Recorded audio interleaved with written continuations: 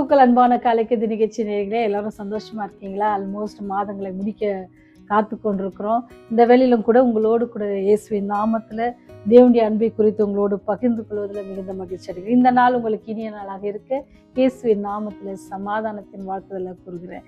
இன்னைக்கு வருகிற செய்தி எங்க இருந்து அப்படின்னு சொன்னா 2 நாளாகவும் 15வது அதிகாரம் 7வது வசனம் இவ்வாறாக சொல்லப்படுகிறது. நீங்களோ உங்கள் கைகளை நெகிழ விடாமல் திடன் கொள்ளுங்கள்.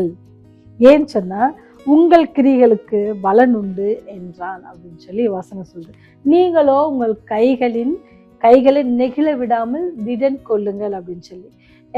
அன்னைக்கு நான் ஒரு பாடம் சொன்னேன், என்ன செஞ்சுங்க, விட்டு விடுங்கள் அப்படின்னு சொன்னேன்ல.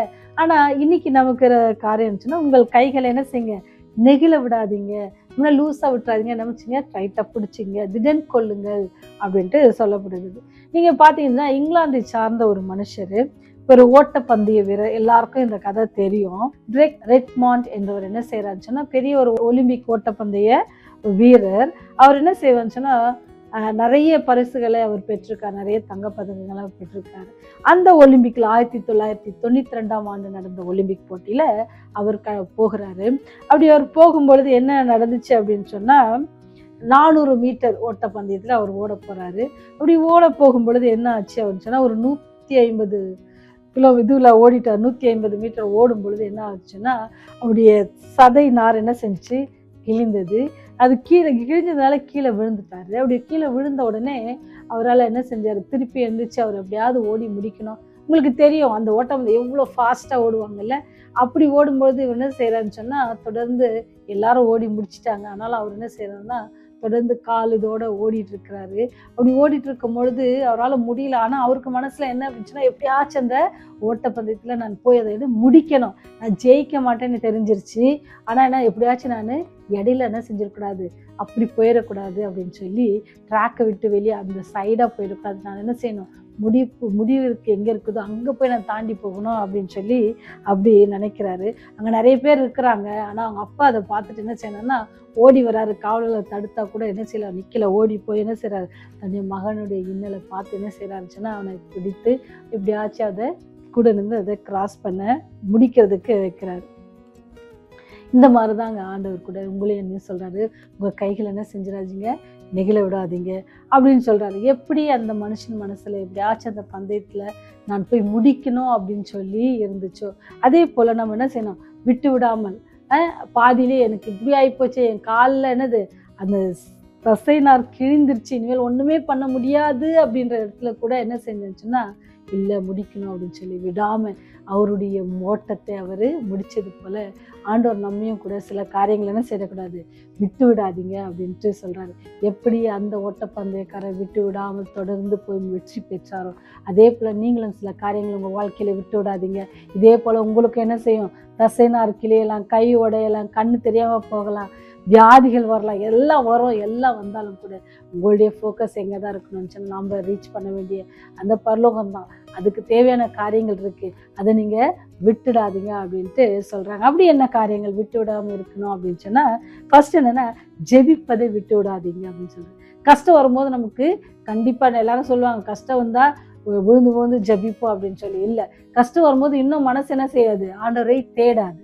ஆண்டவர்கிட்ட ஏன் அவரை தேடி தேடிதான் எனக்கு என்ன லாபம் கிடைச்சிச்சு அப்படின்னு சொல்லிதான் என்ன செய்வான், சாத்தான் நமக்கு சோதனையான காலத்தை தருவான். அப்ப நம்ம என்ன செய்யணும்னு சொன்னா, ஜெபம் பண்ணுவதை விட்டு விடக்கூடாது. எப்படி நார்மலா எல்லாம் இருக்கும்போது நம்ம ஜெபம் பண்ணணும், அதே போல கஷ்டத்தின் நேரத்திலும் துன்பத்தின் நேரத்திலும் நம்ம என்ன செய்யணுமா, ஜெபிக்கணும்.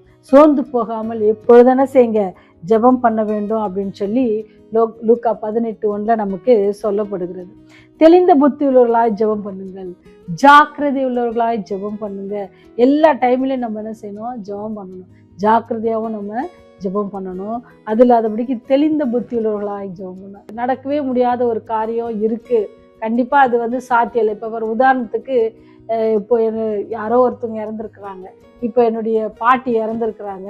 ஆனா அவங்க ஆண்டவரே எங்க பாட்டி நாளைக்கு உயிரோட வரணும், இங்க வரணும், எஞ்சி நம்ம 10 வருஷம் ஆயிருக்கும், நாளைக்கு வரணும் அப்படின்னு ஜெபித்தோம் அப்படின்னு சொன்னா, ஆண்டவர் நமக்கு சொல்லியிருக்கிறாரு, நான் வரும்போதுதான் என்ன செய்யும், கல்லறைகள்லாம் திறக்கப்படும் சொல்லியிருக்கிறாரு.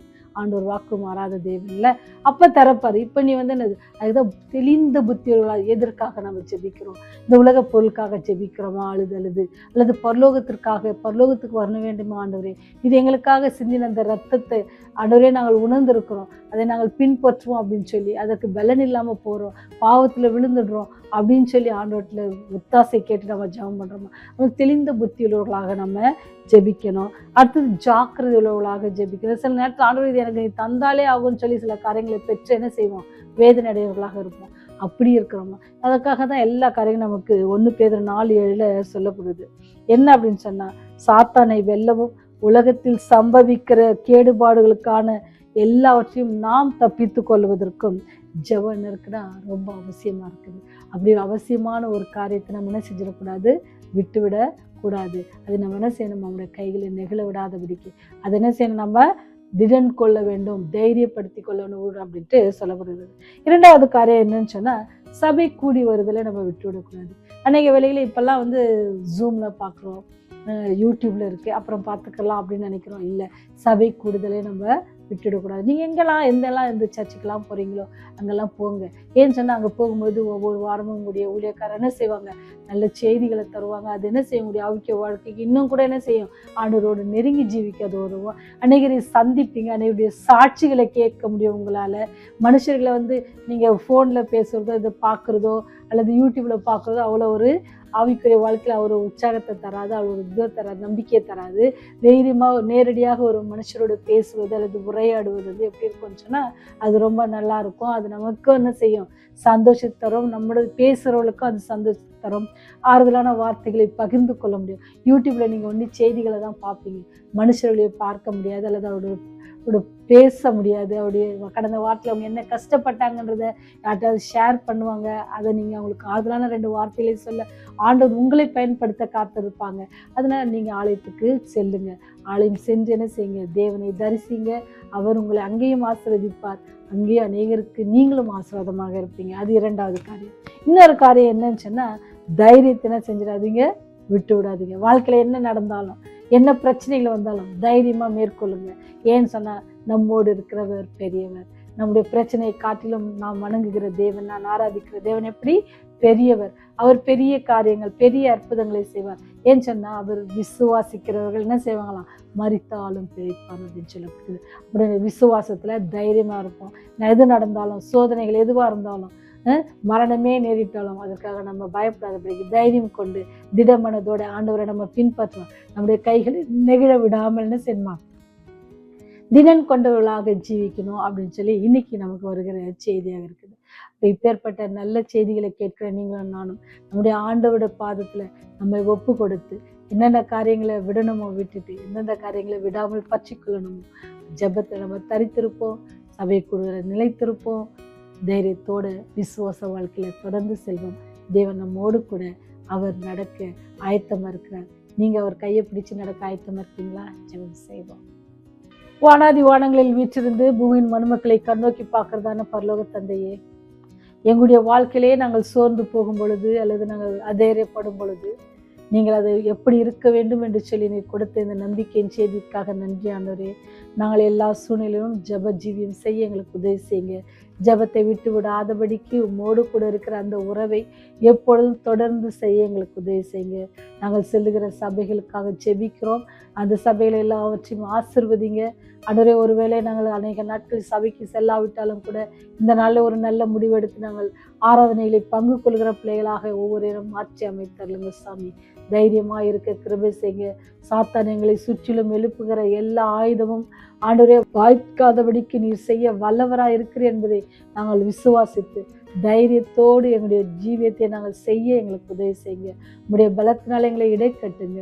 உடைய கிருபையினால் எங்களை வழி நடத்துங்க. உடைய அன்பினாலும் உடைய நீதினாலும் எங்களை பரிசுத்தப்படுத்துங்க.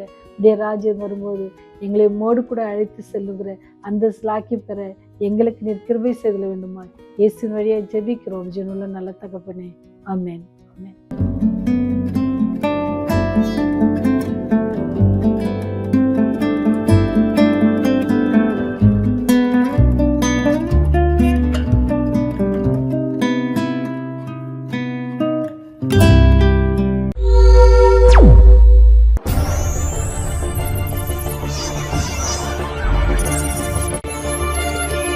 நீங்கள் பார்த்துக் கொண்டிருப்பது உங்கள் ரிவைவல் டிவி.